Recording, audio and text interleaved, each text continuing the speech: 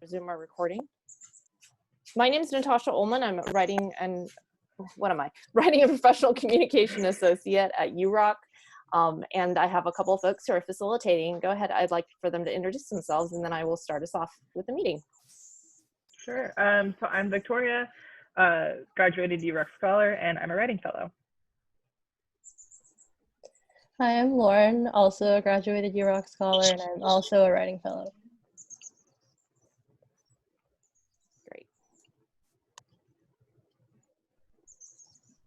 So Zoom communication protocols, if you have a question, post it in the chat. You can also use the raise hand feature in Zoom to communicate. This recording will be available on the UROC resources page, so we are recording. And of course, we'd love to see and hear from you, so enable start video and your mute as needed. So go ahead and, you all, I feel like we've all been on Zoom for so long. So I'm going to talk a little bit about why an e-portfolio. And I actually have a quick little poll I want to give you. I'm going to launch this poll. Can you all see my screen, by the way? Yeah, okay, great. So I'm curious, we're curious, do you have an e-portfolio? Yes, no, maybe so. What's an e-portfolio? Just those three simple kind of questions, just to kind of gauge your interest before we jump in.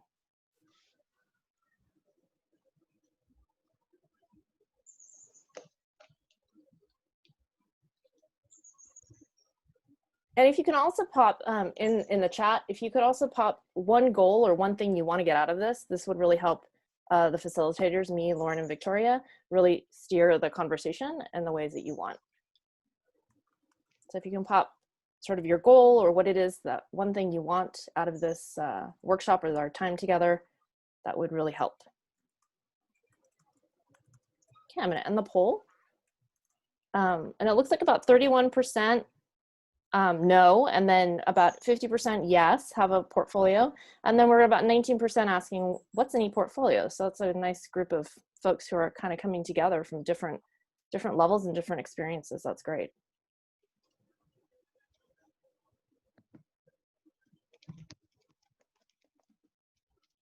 Yeah, there's some great questions in the chat as well. E-portfolio is similar to LinkedIn. What should a good science-based portfolio include? Learning how to create a great competitive foundation. These are great goals. These are wonderful. We're putting together this workshop. Obviously, it's called Folio Lab, and I think of it as like a Folio Lab 101. So certainly we have an activity at the end of our, sort of toward the end of our talk today, our presentation, that's gonna help us sort of break up into groups, right? Based on those different experiences and levels and where you are and like what you want to get out of it. These are fantastic. Yeah, helping to build a cohesive portfolio, but this is really a 101 kind of like just grounding level. And so there's a lot of conversations you can have certainly after this at the 102, 103, and it's sort of as you develop and build your e-portfolio, there's a lot of different kinds of conversations you want to have.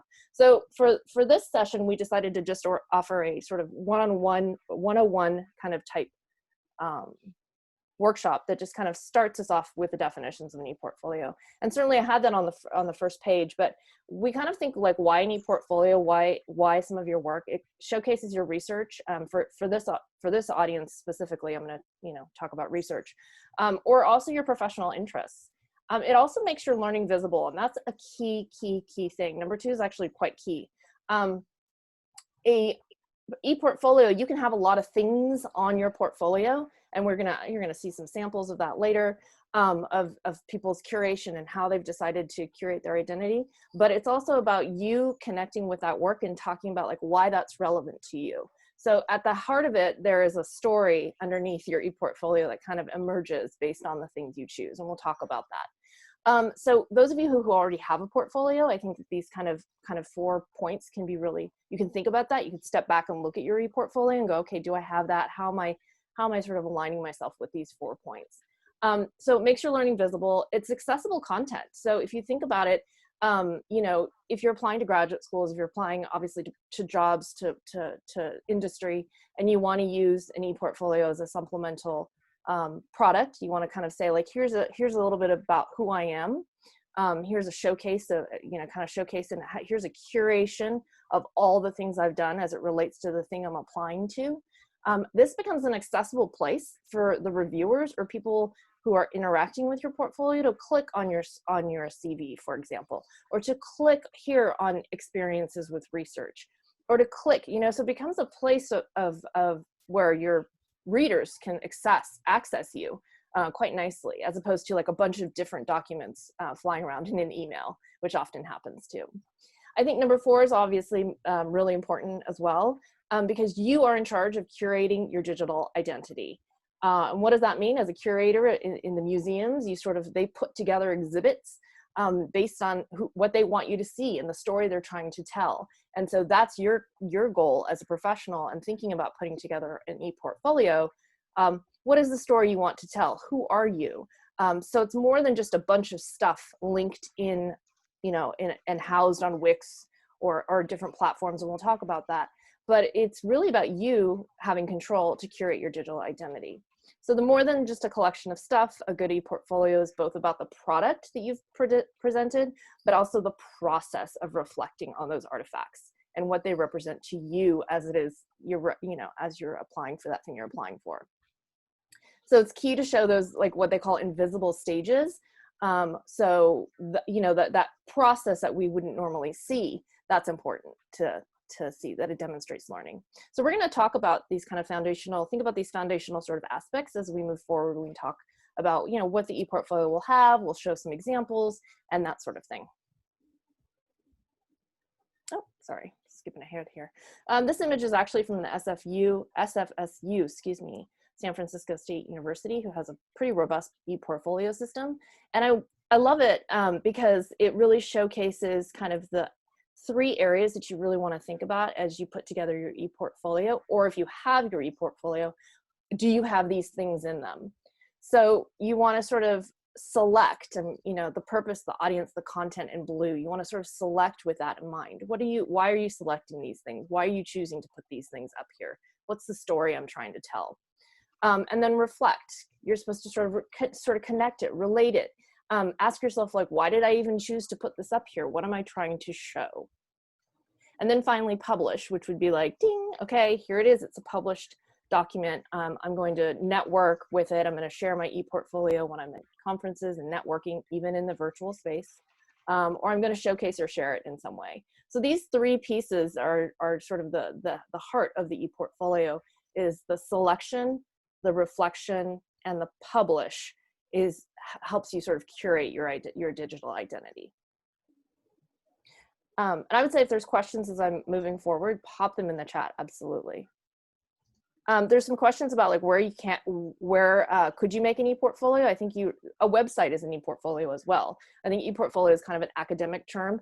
Some of you may also have course content e-portfolios. For example, in the psychology department, I know that they're using e-portfolios where you put a lot of course content.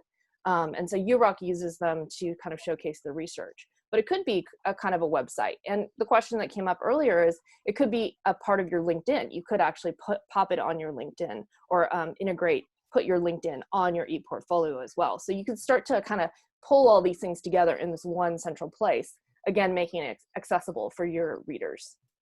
That's some great questions.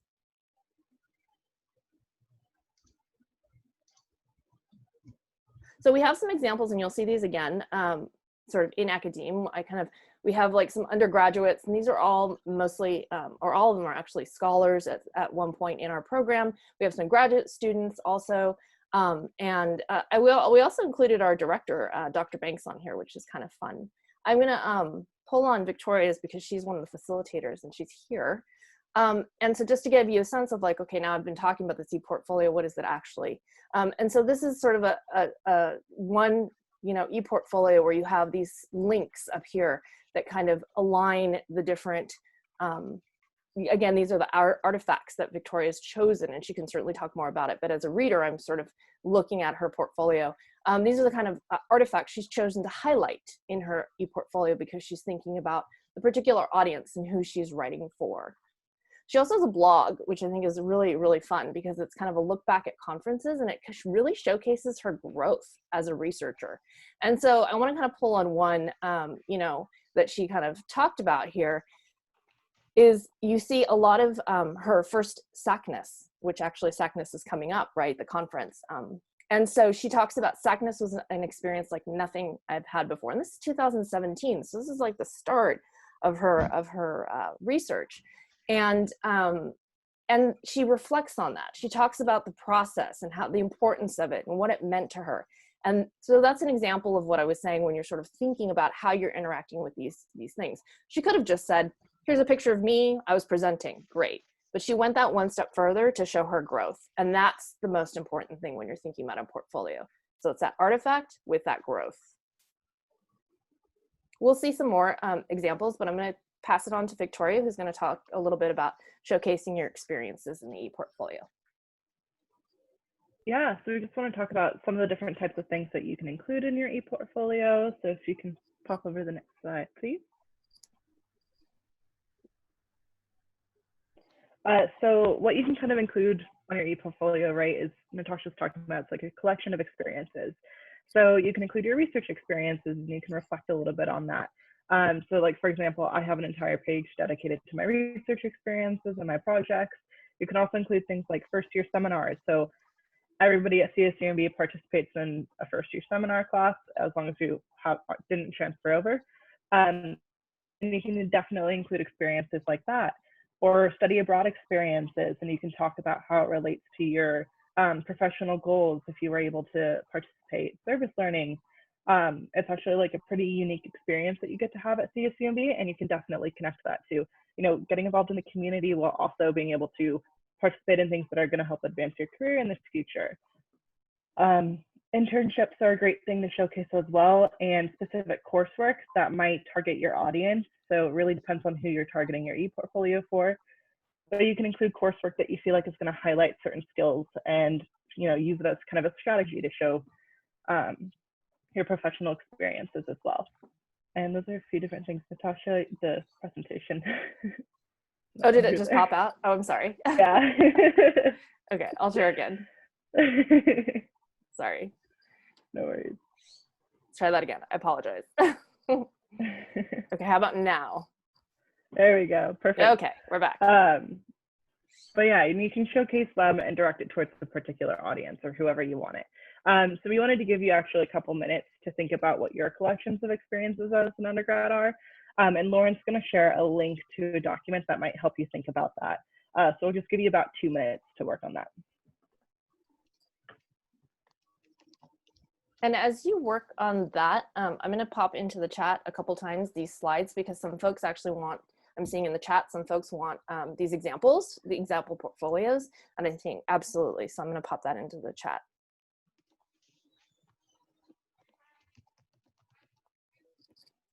In a little bit here, as soon as you get going.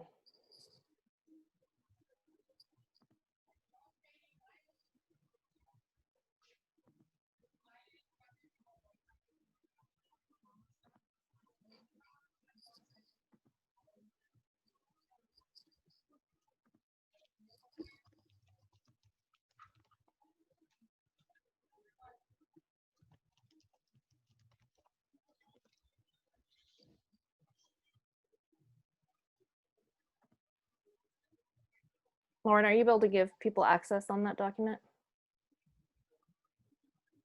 Yeah, let me see what I can do. In the meantime, Victoria, can you pop the link of the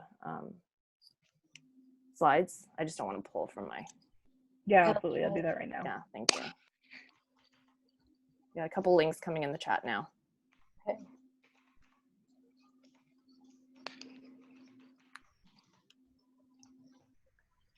One link is the slides and the other link is the handout. And the handout I think is really great to start thinking about your collection of experiences as an undergrad for your e-portfolio.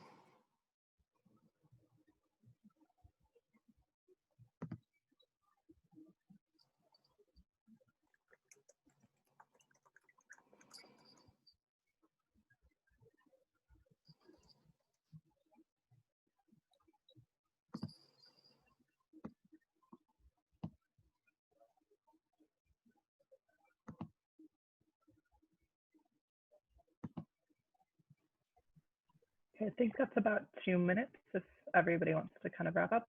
So we can head into Lauren now.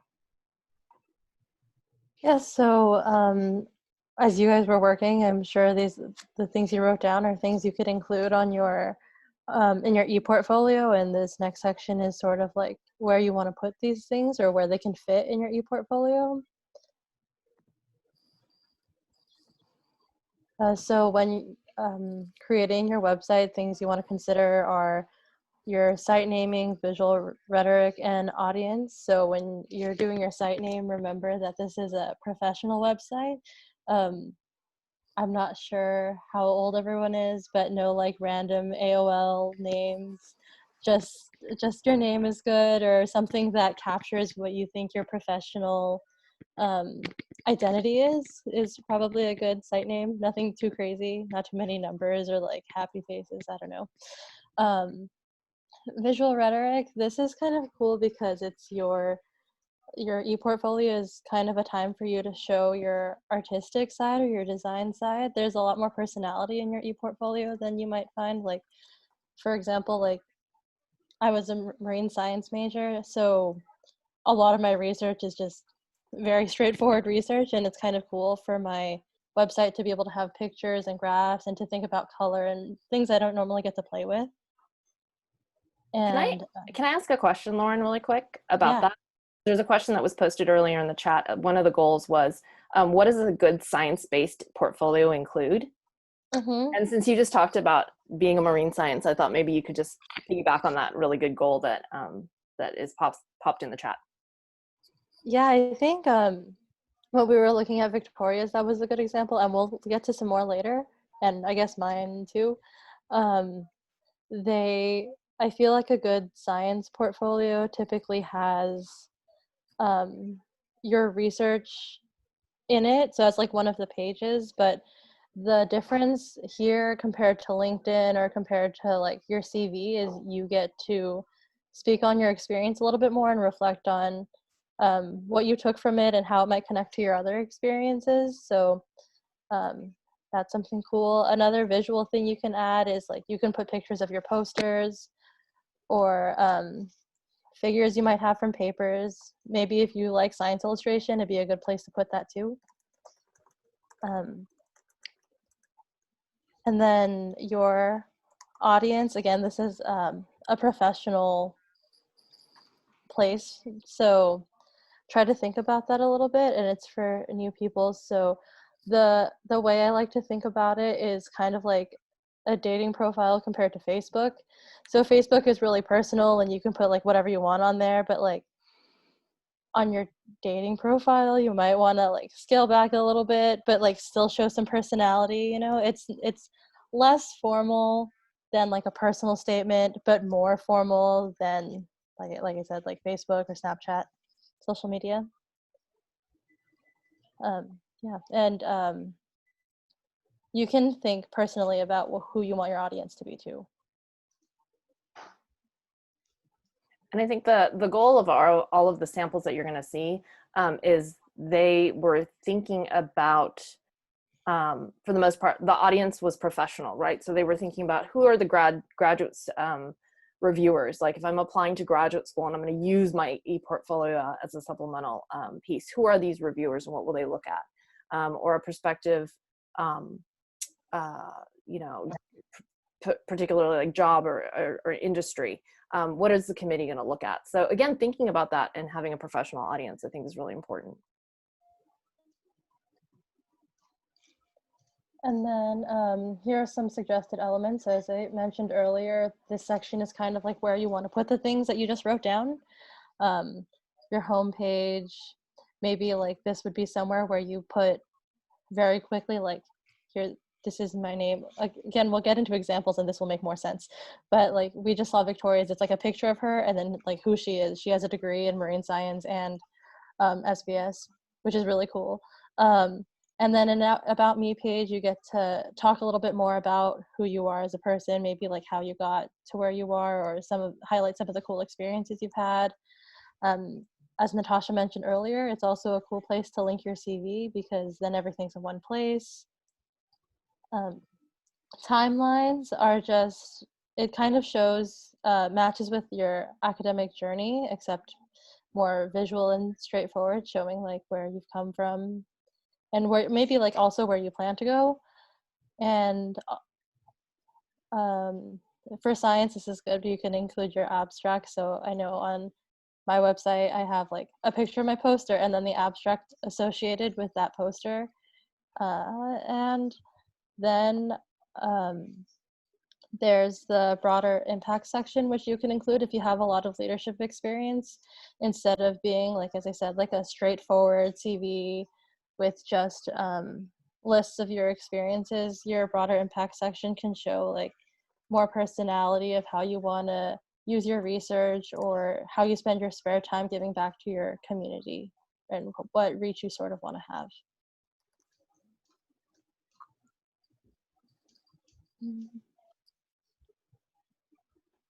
So here are the examples again. Sorry about that. Oh, it's okay. So if you click on Madison's, for example, you'll see a lot of these things. So her homepage, or you can see like right away, you can see she's a marine science outdoor educator and there's pictures of her. And then her logbook is sort of like her blog, where you can see more of her personality and growth for these different experiences she's had. At the top, you can also see she has her about me, like I said, more personal stuff. And another cool thing is she takes a lot of pictures. So if you're still doing research this summer or whenever, be sure to take a lot of pictures of yourself. I know Eric can attest to this. I don't have a lot of pictures of myself doing research, and I wish I had more. So definitely take pictures, have someone take pictures of you in the field, even if it's awkward, you won't regret it. That's great. Yeah, that's good, Lauren. Yeah, because you don't want to fill your website with a bunch of text. I mean, you might, but it's definitely more fun to see pictures. And I just want to say what I like about hers is she has this pictures going on, and then she has like text about like little short pieces, right? And then she's got like longer like links to things that are just like blurbs, right, on her page. So I think for the reader, it's really easy to navigate and very accessible to kind of just click here, click there without getting lost in a sea of text. So I think that's a great idea. I like how she put her curriculum vitae here too. Yeah, I really like that. You can read more if you want to, you know, but if you wanted to, if someone were looking at your website because you were applying to something and they just wanted to glance over it real quick, you can get a really good example of who Madison is just by clicking through a couple tabs. So she has a lot of those things that we mentioned in earlier slides. You want me to go back?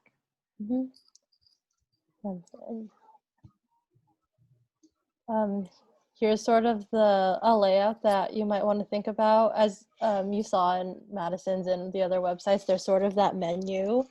Like, so when you first click on a link, you end up at a home page. That's not different from most websites, right? So, but then you can think about having your About Me page as your home page or a separate link.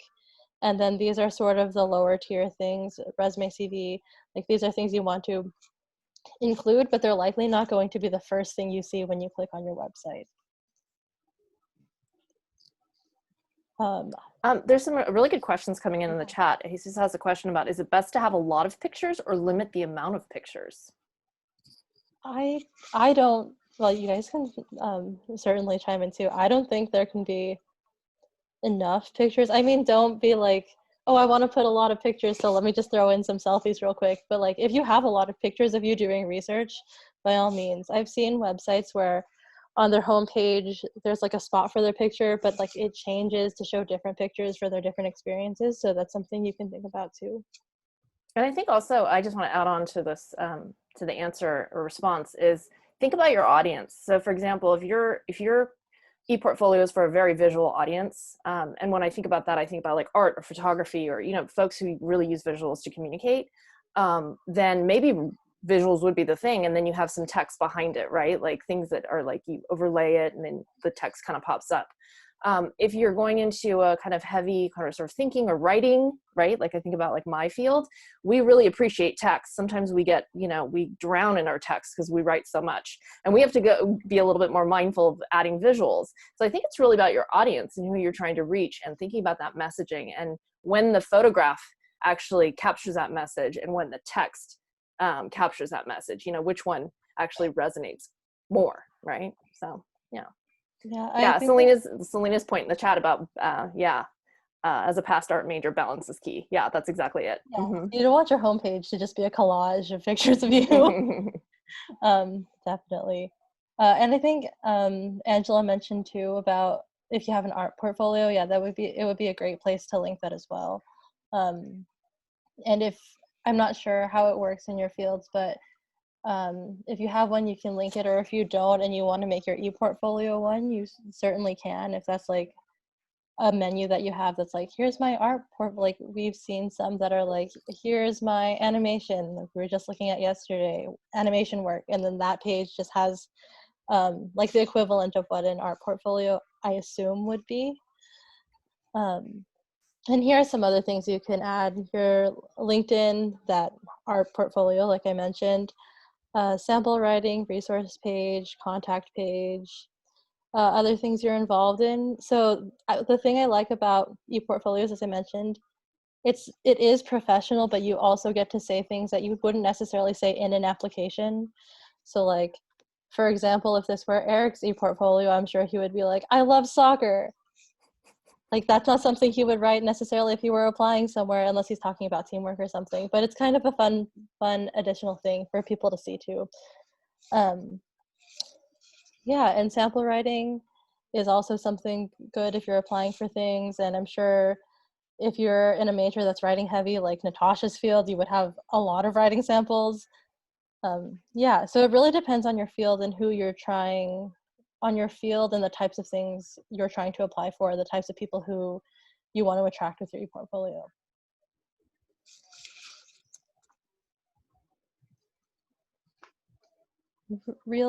Sorry about that. It's okay.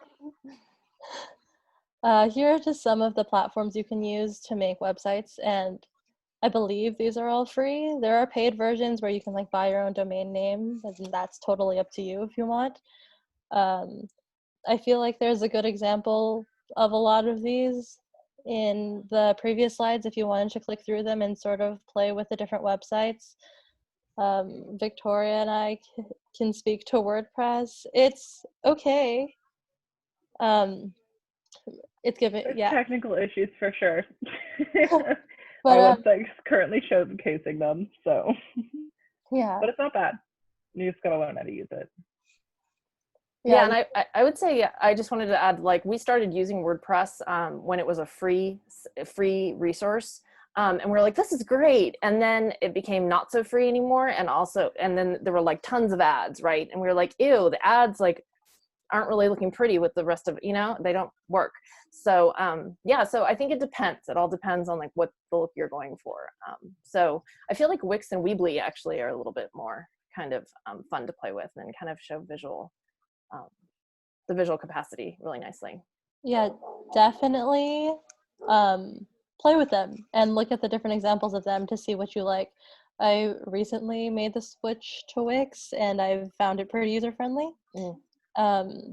But you can tell by clicking through some of the links what sorts of looks you'll get from the different platforms. You have some questions coming in for the team. I think some comments about Weebly is very easy to use, or I agree with Wix. So it sounds like some folks are voting for different platforms, which is great. Does anyone use Blogspot through Google? I don't know if either one of you want to chat about that, if you know about that. I don't. I think, is that Sites? Because I know that Sites is through Google as well. So Blogspot, I don't know, but yeah. There's a question also from, what would you include in the resource page? Lauren, you were talking about the resource page a little bit. What would somebody include in that? Yeah, I think your resource page, like, you don't need to have all of the things that were included on those slides. So for example, your resource page could be your CV and additional websites, or it could also include contact information. This could also be the place where you link like your other portfolios if you have them. I think it's totally up to you on how you want to organize them. I don't know if Natasha or Victoria, you have any other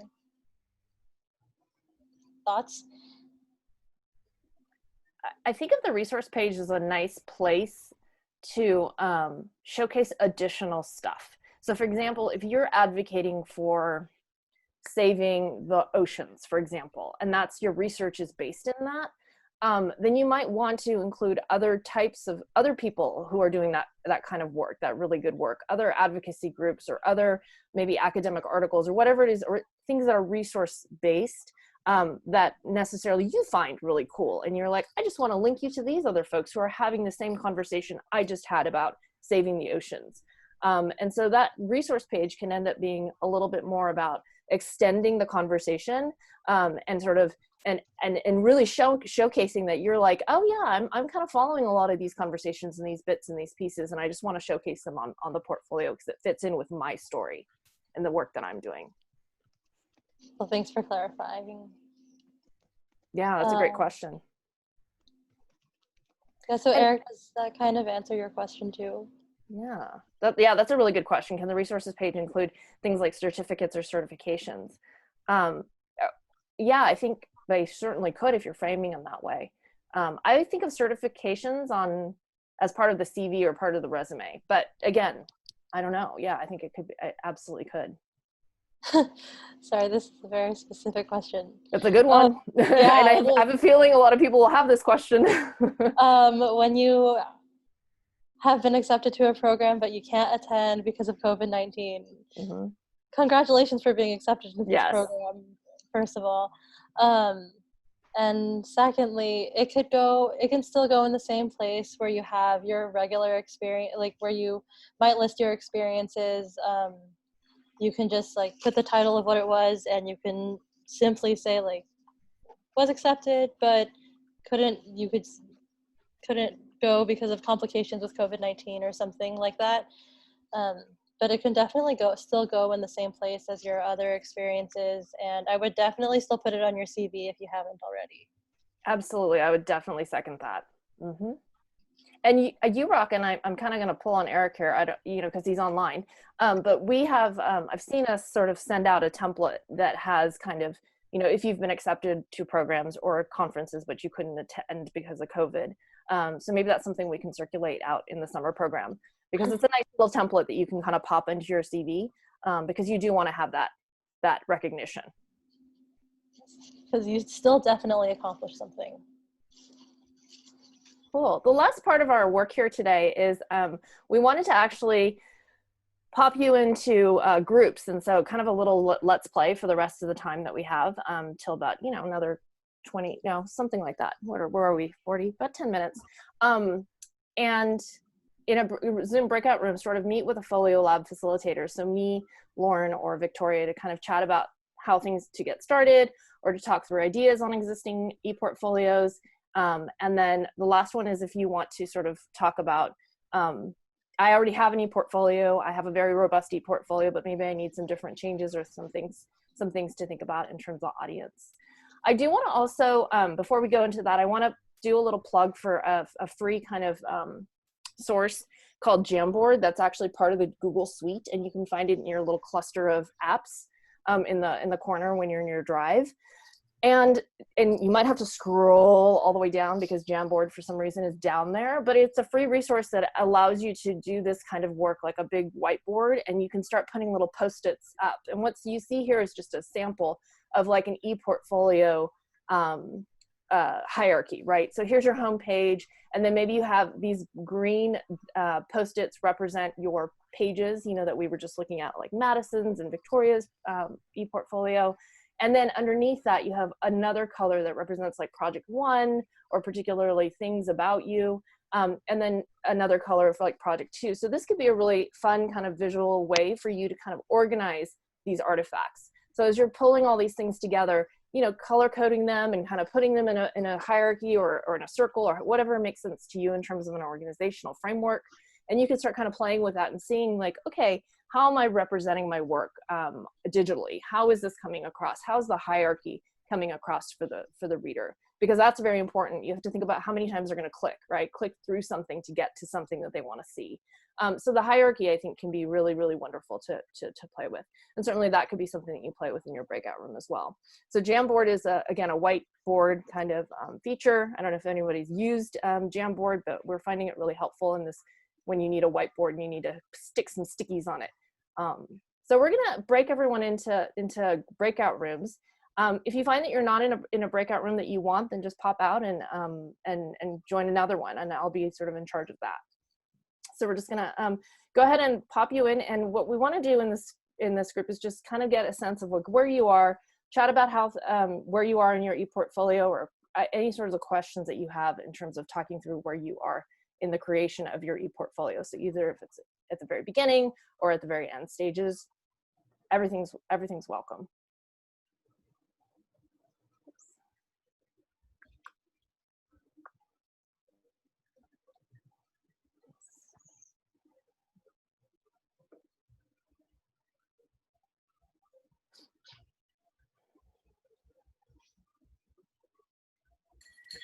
I don't think I got put into a group where I'm not seeing the pop-up. Well, in 2 seconds. Oh, everyone's still here. Yeah. I also want to add, like, really quick, when you're creating your website, like things like Jamboard are very helpful, but before you actually go to whatever platform you've decided that you're going to use, I highly recommend, even in different stages of when you're designing, just writing things out on paper for what you want it to look like first, because you'll find when you get to whatever platform you're looking at, it might be hard to get things where you want them or to move things around. So if you have an idea of what you're wanting before you start, you'll be in a good place. Cool. So we'll do this. We'll be in breakout rooms for about, 5 to 7, about 7 minutes, somewhere in there, and we'll just come back together as a large group and debrief. Cool. Have fun.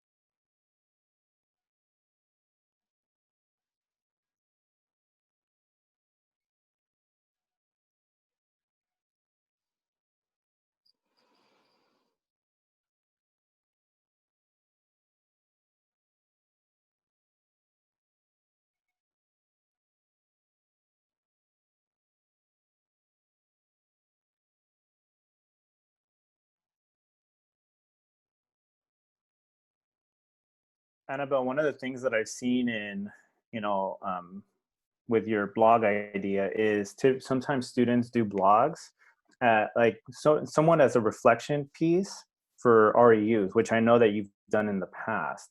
And so it's something that you can use in this like kind of, blog format, but also use as a reflection. Yeah, and that's the thing is that for the RU I'm in right now, they want us to do like they're not telling us what the blog has to be about. Hopefully you had some good chats in your breakout rooms. Certainly just sort of thinking through some of your portfolio ideas that you've had. Does anyone want to share like 1 or 2 folks and a little aha moment or something that you maybe realized that something that was new information or something you heard from someone else that you're like, oh, that made me think about something I'm doing? Questions that came up as we wrap up?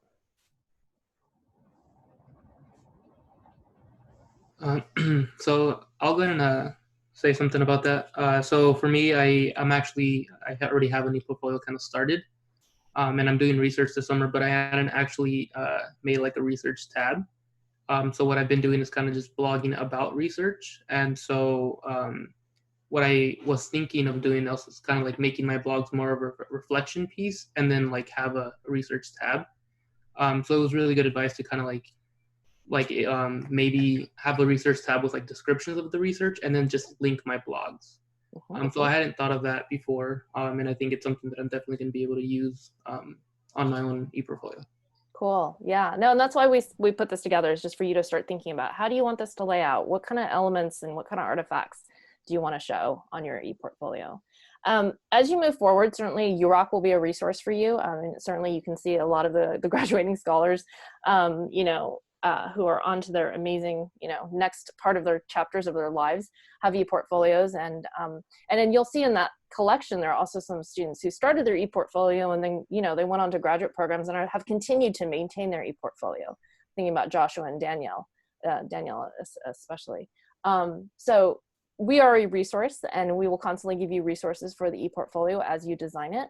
I also want to do a little shout out to the CLC, because the CLC actually has a tech tutor on staff, X, who's actually, we've worked with the CLC to really provide and make sure that he has a lot of training actually in ePortfolios. He has a CART major actually, so he has that art background, right? That beautiful sort of art background. And so that is also it's a wonderful resource, is the CLC, to work with somebody who has a design and sort of layout and concepts and knows about the ePortfolio, to really work with him on that. So that's another resource at CSUMB as well. So we're going to wrap up here. Thank you so much for coming and playing and chatting with us today about the ePortfolio. And this recording is going to be on our site should you need to see it again. And we're going to offer another one of these Portfolio 101s at the end of July as well. So if you want to see it again or join us again, or if you want to spread the word, that'd be great. Thank you so much. Thank you, Lauren. Thank you, Victoria. Thank you all for attending on this Friday afternoon. Have a fantastic weekend. And we'll see you next time. Thank you. You too. Thank you. Bye. Thank you. Thank you. Thank you. Bye.